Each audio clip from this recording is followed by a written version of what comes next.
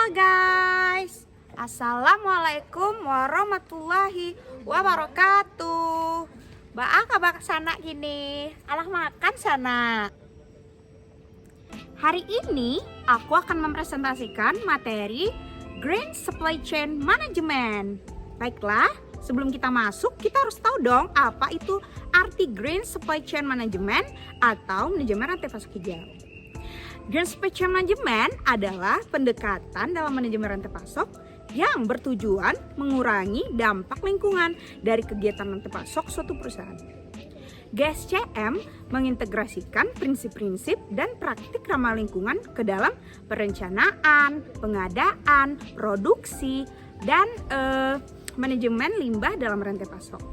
Berfokus pada elemen lingkungan sebagai dasar untuk mencapai tujuan manajemen rantai pasok melalui daur ulang produk, pemanfaatan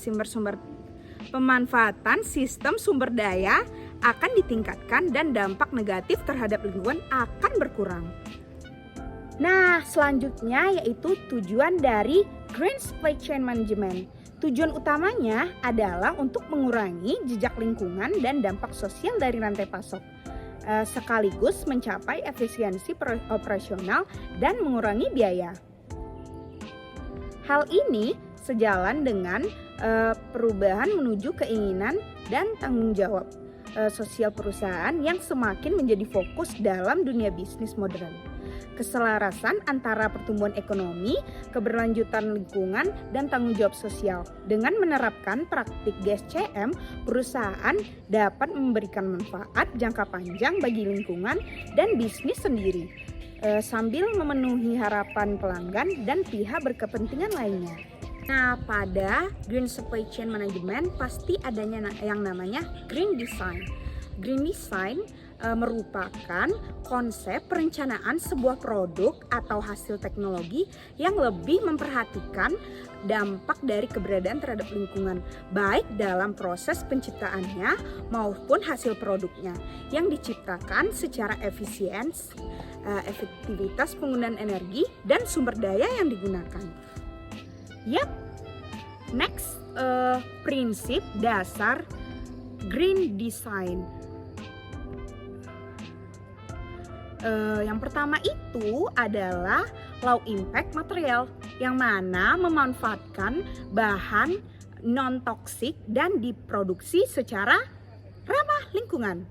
Yang kedua yaitu efisiensi energi, yaitu menggunakan atau membuat produk yang membutuhkan energi yang minimal.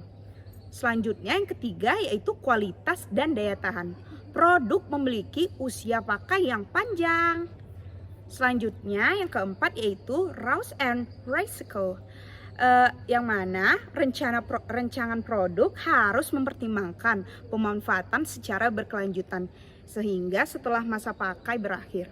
Nah, yang terakhir, renewability adalah bahan berasal dari wilayah terdekat, diproduksi dari sumber daya terbaru, serta diolah menjadi kompos. Nah, itu adalah prinsip dasar dari Green Design. Nah, ini adalah pembahasan terakhir dari topik Green Supply Chain Management, yaitu konsep Green Design dan pengaplikasiannya. Yang pertama yaitu memperbanyak bukaan. Yang dimaksud dengan bukaan pada bangunan adalah seperti pintu, jendela, tanam dalam ruangan, skylight, jendela pada atap. Nah, yang kedua yaitu penggunaan tanaman dalam ruangan. Tanaman hijau alami telah terbukti mampu menyegarkan pandangan mata, suasana ruangan secara keseluruhan. Yang ketiga, menggunakan material daur ulang, yang mana konsep daur ulang dapat mengolah kembali barang bekas yang tidak terpakai menjadi barang dengan nilai fungsi guna yang baru. Adalah suatu tindakan praktis dari kepedulian terhadap lingkungan. Nah, ini nih yang terakhir, mengolah sumber daya alam secara mandiri. Konsep Green Design ini akan lebih maksimal apabila suatu bangunan mampu mendapatkan dan mengolah energi yang dibutuhkan sendiri. Nah, ini nih contohnya di belakang, contoh dari Green Design. Ya, sekian presentasi dari saya. Kalau ada salah mohon dimaafkan. Sebelum saya tutup, 7 kali 7 sama dengan 49. Setuju, tidak setuju, yang penting penampilan. Bye!